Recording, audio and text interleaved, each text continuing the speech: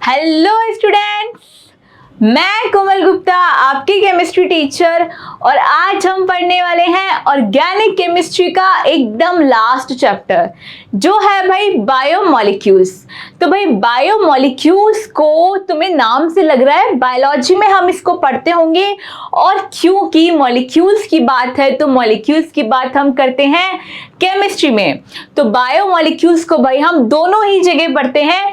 जो भी students biology से हैं उन्हें पता होगा कि बायोमोलिक्यूल्स क्या होते हैं, लेकिन यहाँ जो चीजें अलग हैं वो क्या है भाई, यहाँ हम बात करेंगे हमारे ऑर्गेनिक कंपाउंड्स की।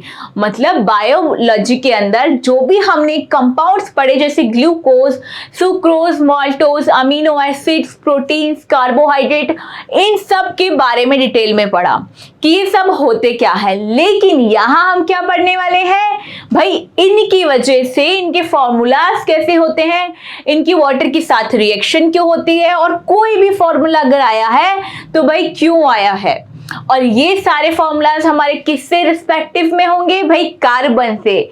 इसलिए हम इनको पढ़ रहे हैं ऑर्गेनिक केमिस्ट्री में।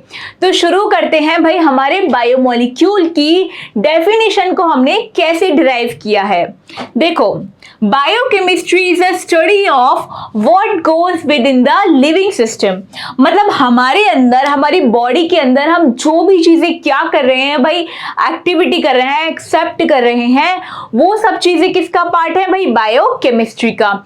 जैसे हमारे carbohydrates, proteins, vitamins, nucleic acids, या हम बात करें हमारे हार्मोन्स की, लिपिड्स की, और जो भी हमारे कंपाउंड्स होते हैं, ये जितने भी कंपाउंड्स होते हैं हमारे पास बायोलॉजिकल एक्टिविटी करने वाले, वो सब किसका पार्ट होते हैं भाई, बायोकेमिस्ट्री का। तो सबसे पहले हम पढ़ते हैं हमारे कार्बोहाइड्रेट्स। भाई कार्बोहाइड्रेट्स क्या होते हैं? जनरल भाषा में कार्बोहाइड्रेट तुमने सुना होगा, अरे यार पोटैटो मत खा मोटा हो जाएगा, अरे भाई ये मत खा। मतलब जिस भी चीज में क्या होता है, फैट होता है, वो सब होते हैं हमारे कार्बोहाइड्रेट्स।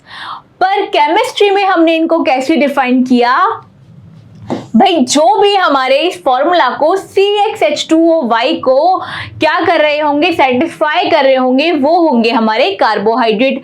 अब जैसे कि एग्जांपल के लिए तुम ले लो, शुगर का फॉर्मूला क्या होता है, C12H24O12।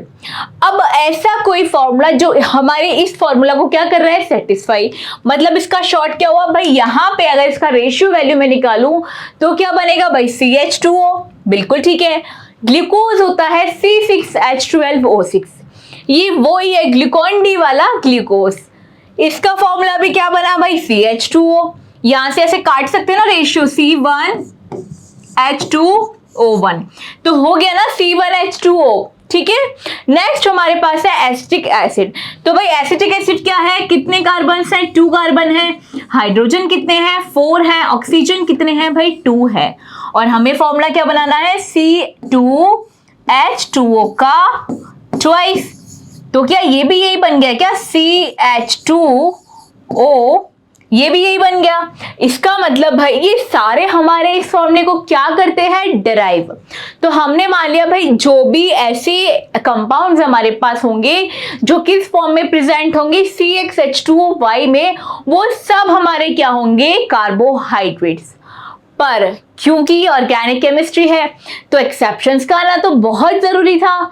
फिर अचानक से भाई हमारे पास एक कंपाउंड आया, वो कौन सा था, रैमिनोस। बात सुनो, रैमिनोस का फॉर्मूला क्या होता है भाई, C6H12O5। क्या होता है, C6H12O5। अब तुम बताओ भाई, क्या H2O में तुम इसको सेटिस्फाई कर सकते हो? क्योंकि भाई यहाँ पे एक इवन नंबर है और एक ऑड नंबर, तो H2O में तुम इसको 12 और 5 के रेशियो में तो कैसे भी डिवाइड नहीं कर सकते। बट स्टिल ये क्या होता है, एक कार्बोहाइड्रेट होता है। तो भाई यहाँ पे ये बात हमारी क्या हो गई, गलत प्रूफ हो गई कि जो भी फॉर्मूला क्या होगा, C6H2O का होल ट्वाइस को डिराइव कर रहा होगा, वो हमारा कार्बोहाइड्रेट नहीं होगा। फिर हमने सोचा क्या पता भाई एक एक्सेप्शन हो, लेकिन अभी हम बात कर रहे थे हमारे एसिटिक एसिड की, जो कि सेम ही फॉर्मूला को क्या कर रहा था, सेटिस्फाई कर रहा था। अब तुम बताओ भाई, एसिटिक एसिड कोई कार्बोहाइड्रेट होता है क्या? नहीं, उसके तो नाम में ही क्या है भाई, एसिड है। तो इसका मतलब क्या हुआ, ये बात पूरी तरीके से प्रूफ हो चुकी थी कि भाई जो भी इस फॉर्मूले को सेटिस्फाई करेगा, जरूरी नहीं वो क्या हो, हमारा कार्बोहाइड्रेट हो भी सकता है, नहीं भी हो सकता। तो ये हमने बात देख ली भाई, ये फॉर्मूला को सेटिस्फाई कर रहा है फिर भी ये कार्बोहाइड्रेट नहीं है, और हमारी जो रैमिनस शुगर है वो फॉर्मूला को सेटिस्फाई नहीं कर रही फिर भी वो क्या है भाई, कार्बोहाइड्रेट। तो ये बात पूरी तरीके से गलत प्रूफ हो चुकी थी। It indicate all the compounds which fit into this formula may not be classified as carbohydrate. ये बात समझ में आ गई। अब अगली बात, जब हमने इस डेफिनेशन को गलत प्रूफ कर दिया तो हमें सही डेफिनेशन देनी तो थी। तो हमने क्या डिसाइड किया भाई, कैसे कंपाउंड कार्बोहाइड्रेट्स होते हैं, ऑप्टिकली एक्टिव पॉलीहाइड्रोक्सीएल्डिहाइड या कीटोन्स। कैसे compound, first condition optically active हो, कैसे हो भाई, पॉलीहाइड्रोक्सी हो, और क्या हो भाई, एल्डिहाइड या क्या हो, कीटोन्स हो, जिनमें क्या हो, which produces such units on hydrolysis. मतलब जिनका हम हाइड्रोलाइसिस करें तो हमारे पास ऐसी कोई यूनिट्स हमें मिलनी चाहिए, तो वही क्या होंगे भाई, वही हमारे कार्बोहाइड्रेट्स होंगे। अब पॉली ऑप्टिकली एक्टिव कंपाउंड की अगर हम बात करें भाई, ये बात हम ऑलरेडी कर चुके हैं जब हम एलोएल्केन्स कर रहे थे कि ऑप्टिकली एक्टिव कंपाउंड क्या होते हैं। मतलब जहां भी क्या प्रेजेंट होगा, हमारा कायरल कार्बन प्रेजेंट होगा, और वो दोनों कंपाउंड्स भाई देखने में कैसे होंगे, एग्जैक्ट हूबहू मिरर इमेजेस एक दूसरे की होंगे, लेकिन जब हम उस दोनों को एक दूसरे के ऊपर रखेंगे तब क्या होंगे, वो एक दूसरे के ऊपर सुपर इम्पोज्ड नहीं होंगे। ऐसे ही कंपाउंड हमारे कहलाते हैं ऑप्टिकली एक्टिव। जैसे कि हमारा हैंड क्या होता है भाई, हूबहू मिरर इमेजेस हैं दोनों एक दूसरे की, पर क्या मैं जब इस हाथ को इस हाथ के ऊपर रखूंगी ये सुपर इम्पोज होगा, नहीं। अब वैसे ही तुम देखो भाई, डी ग्लूकोज और हमारे पास है एल ग्लूकोज। अब ये क्या है, कैसे है, ये बात हम बाद में करेंगे। अभी हम बात कर रहे हैं भाई, ये दोनों कार्बोहाइड्रेट है, इनमें एल्डिहाइड ग्रुप भी है, इनमें कायरल कार्बन्स भी है और ऑप्टिकली एक्टिव भी है। ऑप्टिकली एक्टिव कैसे है भाई, मिरर इमेज भी है एक दूसरे की, लेकिन जब मैं इस पूरी स्ट्रक्चर को इसके ऊपर ले जाके रखती हूँ तब तुम देखो भाई, यहाँ पे OH इधर है लेकिन यहाँ पे हाइड्रोजन, यहाँ पे हाइड्रोजन है लेकिन यहाँ पे OH, लेकिन भाई ये मिरर इमेज तो एग्जैक्ट है एक दूसरे की। तो ये क्या हुआ, हमारे पास कार्बोहाइड्रेट का एकदम परफेक्ट डेफिनेशन हुआ। तो बात समझ में आई, हमने कैसे डिसाइड किया हमारे कार्बोहाइड्रेट्स क्या होंगे। अब नेक्स्ट बात हम करते हैं भाई इनके क्लासिफिकेशन की। हमने कार्बोहाइड्रेट्स को बहुत तरीके से क्या किया, डिवाइड किया on the basis of functional group. हमने इनको कैसे देखा, पॉलीहाइड्रोक्सी एल्डिहाइड या पॉलीहाइड्रोक्सी कीटोन, इनमें क्या ग्रुप्स प्रेजेंट हो, या तो हमारे एल्डिहाइड्स प्रेजेंट हो या हमारे कीटोन्स प्रेजेंट होंगे। तो हमने बोला भाई ऐसे कंपाउंड्स हमारे क्या होंगे, कार्बोहाइड्रेट्स होंगे, और इनमें जो क्या होगा, डिफरेंस होगा, वो किसका होगा, इनके फंक्शनल ग्रुप का। भाई नेक्स्ट हमने इनको क्लासिफाई किया on the basis of reducing group. मतलब जो भी ग्रुप क्या हो जाएगा भाई, रिड्यूस हो जाएगा, वो रिड्यूसिंग शुगर में, और जो नॉन रिड्यूस होंगे वो नॉन रिड्यूसिंग शुगर में। लेकिन रिड्यूस कौन करेगा, किससे होंगे भाई, यहाँ पे इनका रिडक्शन होगा टोलेंस या फेलिंग्स रिएजेंट के रिस्पेक्ट में। जो भी कंपाउंड टोलेंस रिएजेंट दे देंगे या फिर फेलिंग्स रिडक्शन यहाँ कर देंगे, वो हमारी हो जाएगी रिड्यूसिंग शुगर, और जो नहीं करेगी भाई वो रहेगी हमारी नॉन रिड्यूसिंग शुगर। नेक्स्ट हमने इनको क्लासिफाई किया on the basis of sweetness. अब स्वीटनेस का मतलब तो सब जानते हैं भाई, मीठा। तो जो भी शुगर हमारी कैसी होगी भाई, मीठी होगी, वो कैसी होगी, शुगर। और जो मीठी नहीं होगी वो कार्बोहाइड्रेट्स कैसे होंगे भाई, नॉन शुगर। अब तुम एक बात सुनो, सैकेराइड का मतलब ही क्या होता है? शुगर। ये जो वर्ड है इसका मतलब लैटिन वर्ड है, इसका मतलब क्या होता है? शुगर, और हमने लैटिन लैंग्वेज से लिया हुआ है। अब तुम हर किसी में देखो मोनोसैकेराइड, डाइसैकेराइड, ट्राइसैकेराइड, पॉलीसैकेराइड या कोई भी सैकेराइड्स ले लो, सब में क्या है? सैकेराइड। मतलब क्या होगा भाई? शुगर वाले कंपाउंड्स। नेक्स्ट हमने बात करी on the basis of number of carbon atom. जैसे हम क्या करते हैं भाई? नंबरिंग करते हैं, नॉमेनक्लेचर कर रहे थे, वहां पे हम क्या वर्ड रूट यूज करते हैं? एथ, मैथ, प्रोप, ब्यूट, ये सब। यहां हम यूज करते हैं भाई triose, tetrose, pentose, hexose for 6 carbon and heptose for 7 carbon. अब यहाँ पे अगर इनके साथ एल्डिहाइड ग्रुप होगा तब हम कौन सी टेबल यूज करेंगे भाई? Aldo triose. अगर 3 कार्बन है और ग्रुप एल्डिहाइड है तो एल्डो ट्रायोस। अगर 4 कार्बन है और ग्रुप एल्डिहाइड है तो एल्डो टेट्रोस। 5 कार्बन है, ग्रुप एल्डिहाइड है तो पेंटो टेट्रोस। अगर 6 कार्बन है और ग्रुप एल्डिहाइड है तो क्या हो जाएगा भाई? Aldo hexose. And further on ऐसे ही होते हैं कीटोस के नेम। यहाँ पे keto triose, keto tetrose, keto pentose और keto hexose. Number of carbon atom क्या होते जाएंगे? चेंज होते जाएंगे, और हमारे नेम भी क्या होते जाएंगे? फर्दर क्लासिफाई होते जाएंगे। तो ये तो हमने इनको क्लासिफाई किया on the basis of number of carbon atom. अब भाई यहाँ पे हम बात कर लेते हैं एल्डोस क्या होता है और कीटोस। हम बहुत अच्छे से सारे चैप्टर्स पढ़ के आए हैं। हमने एल्डिहाइड भी अलग से पढ़ा है, कीटोन भी पढ़ा है। हमने देखा भाई अगर हमारे कार्बोनिल कंपाउंड के दोनों तरफ क्या होगा? एल्किल ग्रुप, कीटोन होगा, और उसी को हम यहाँ क्या बोलते हैं? कीटोस। और अगर एक साइड हाइड्रोजन फिक्स हो और एक साइड एल्किल ग्रुप हो, चाहे हाइड्रोजन, वो हमारा एल्डिहाइड होता है, और उसे हम साथ में क्या बोलते हैं? एल्डोस शुगर। अब नेक्स्ट हम यहाँ बात करते हैं हमारे कुछ एग्जाम्पल्स की, जिससे हमें समझ में आएगा भाई एल्डो कीटो, ये कीटो शुगर दिखते कैसे हैं। यहाँ पे देखो भाई एल्डिहाइड है, यहाँ पे क्या है भाई? कीटोन है। अब मुझे कैसे पता चला कि ये एल्डिहाइड और ये कीटोन है? तुम देखो भाई यहाँ पे इस स्ट्रक्चर पे ये कार्बन है, यहाँ मैं 2 ऑक्सीजन और क्या लगा दूं? एक हाइड्रोजन। तो क्या ये स्ट्रक्चर ऐसी ही दिखेगी? अब क्योंकि मैंने यहाँ पे कोई ग्रुप नहीं लगाया और हम लीनियर स्ट्रक्चर्स पढ़ के आए हैं, इसका मतलब क्या होता है भाई? टर्मिनेटिंग साइड पे कार्बन प्रेजेंट है। तो ये तो मुझे पता चला भाई ये एल्डिहाइड है और ये क्या है? कीटोन है। अब नंबर ऑफ कार्बन काउंट करेंगे और क्या कर देंगे? इसका nomenclature. Number of carbon count करें 1 2 3 4 एंड 5।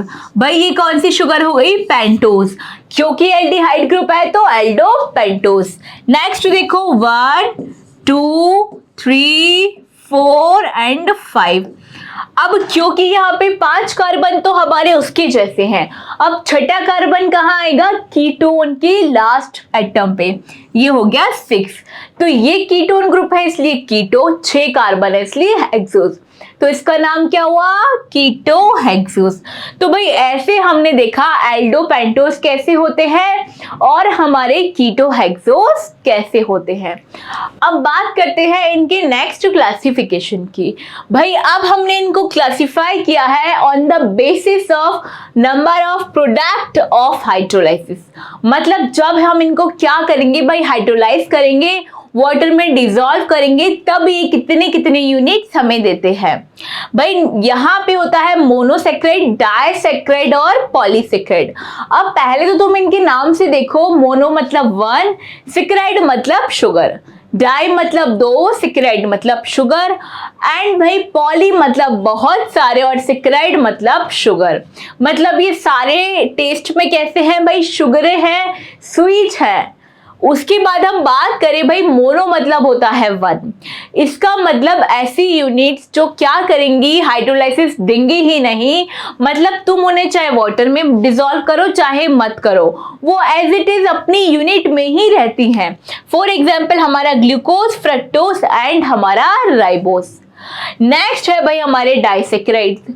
अब यहाँ है हमारे पास एग्जाम्पल में सुक्रोज और मॉल्टोज। ये दोनों शुगर ऐसे हैं जिनको तुम हाइड्रोलाइसिस करोगे तो ये फर्दर क्या होते हैं भाई, ब्रेक डाउन हो जाते हैं। कौन सी यूनिट्स में? मोनोसेक्राइड यूनिट्स में ये फर्दर ब्रेक डाउन हो जाती हैं। अब नेक्स्ट बात हम करते हैं पॉलीसेक्राइड्स की। पॉलीसेक्राइड्स क्या होते हैं? ऐसी यूनिट्स जो बहुत सारे मॉलिक्यूल्स में क्या होती हो, ब्रेक डाउन होती हो, जैसे कि हमारा स्टार्च, सेल्यूलोज और ग्लाइकोजन। जब हम इनको क्या करते हैं भाई, वाटर में डिसॉल्व करते हैं, इनका हाइड्रोलाइसिस करवाते हैं, तब क्या होता है, ये बहुत सारी यूनिट्स हमें देते हैं। तो ये तो हुआ on the basis of hydrolysis. अब हम देखते हैं मोनोसेक्राइड्स की कुछ एग्जांपल्स, जैसे glucose, fructose, hexose, mannose and galactose. ये सारी शुगर्स कैसी हैं भाई? ये सारी शुगर है मोनोसेक्राइड।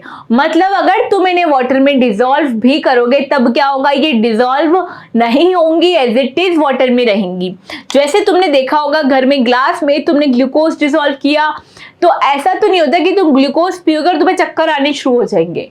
मतलब ग्लूकोज से अगर तुम्हें एनर्जी मिलती है तो भाई तुम उसे चाहे सॉलिड फॉर्म में लो, चाहे तुम वाटर में डिसॉल्व करके लो, तुम्हें उससे सेम ही एनर्जी जो है मिलेगी।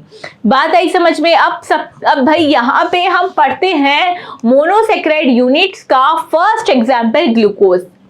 और ग्लूकोज के अंदर भी हम यहाँ देखेंगे भाई ग्लूकोज का प्रेपरेशन। तो जब ग्लूकोज को हम बनाएंगे कैसे, पहले हमें ये पढ़ना है। तो भाई यहाँ हम क्या करते हैं, एक केन शुगर लेते हैं। केन मतलब गन्ना, गन्ने से ही हमें मिलता है। केन शुगर का फॉर्मूला क्या होता है, C12H22O11। हम इसका क्या कर देते हैं भाई, हाइड्रोलाइसिस कर देते हैं, और हमें क्या मिलती है, 2 यूनिट्स मिलती है, एक ग्लूकोज की और एक फ्रक्टोज की। दोनों का फॉर्मूला एकदम हूबहू होता है C6H12O6। लेकिन इनमें जो डिफरेंस है वो क्या है भाई, इनकी स्ट्रक्चर्स में है, जो तुम्हें यहाँ फॉर्मूले में तो भाई बिल्कुल भी नजर नहीं आ सकता। तो यहाँ पे हमें 2 यूनिट्स मिलती है केन शुगर के हाइड्रोलाइसिस से। अब ये यूनिट्स जो ब्रेक डाउन होंगी वो तुम्हें याद रखनी है। केन शुगर से कौन सी यूनिट्स मिलती है, एक ग्लूकोज और एक फ्रक्टोज। क्या फॉर्मूला होता है, C6H12O6। और फ्रक्टोज का भी भाई सेम ही फॉर्मूला यहाँ होता है। नेक्स्ट हमारे पास क्या लिख रहा है, can also form in the presence of alcohol और इन्वर्टेज एंजाइम। मतलब हम इनको कहाँ भी फॉर्म कर सकते हैं, अगर हम यहाँ पे वाटर से हाइड्रोलाइसिस नहीं करवाएं तो हम अल्कोहल या फिर इन्वर्टेज एंजाइम की प्रेजेंस में भी केन शुगर से क्या बना सकते हैं, ग्लूकोज बना सकते हैं, और फ्रक्टोज यूनिट दोनों हमें यहाँ से मिल सकती हैं। अगली बात हम करते हैं भाई स्टार्च की। स्टार्च को कैसे बनाते हैं भाई, स्टार्च को बनाने का एक इंडस्ट्रियल मेथड है। और क्यों होगा इंडस्ट्रियल मेथड, क्योंकि सस्ता होगा और टिकाऊ होगा। तो यहाँ हम इंडस्ट्रियल मेथड में क्या लेते हैं, स्टार्च लेते हैं। स्टार्च का फॉर्मूला क्या होता है, C6H10O5। कितनी यूनिट्स होती है भाई, n यूनिट्स यहाँ पे हो सकती है। और यहाँ हम इसका करवाते हैं हाइड्रोलाइसिस, और हमें यहाँ से क्या मिलता है भाई, ग्लूकोज। मतलब ग्लूकोज हमें 2 जगह से मिलता। कहाँ से मिला, एक तो हमने केन शुगर का हाइड्रोलाइसिस करवाया, और दूसरा हमने और हमने स्टार्च का क्या करवाया, हाइड्रोलाइसिस करवाया। वहां से भी हमें क्या मिला भाई, ग्लूकोज मिला। कितने यूनिट्स मिला, n यूनिट्स। अब ये इंडस्ट्रियल मेथड है क्योंकि यहाँ पे ज्यादा अमाउंट ऑफ ग्लूकोज हमें मिलता है। तो भाई यहाँ पे हमारा ग्लूकोज बन चुका है। अगली क्लास में हम पढ़ेंगे इसका स्ट्रक्चर, इसमें कितने कार्बन्स होते हैं, क्यों होते हैं, इसका स्ट्रक्चर कैसा होता है, और सारी एविडेंस हमें इसके पढ़ने हैं। इसके स्ट्रक्चर में कौन कौन से फंक्शनल ग्रुप है और क्यों है। तब तक के लिए पढ़ते रहिए, हंसते रहिए। Thank you.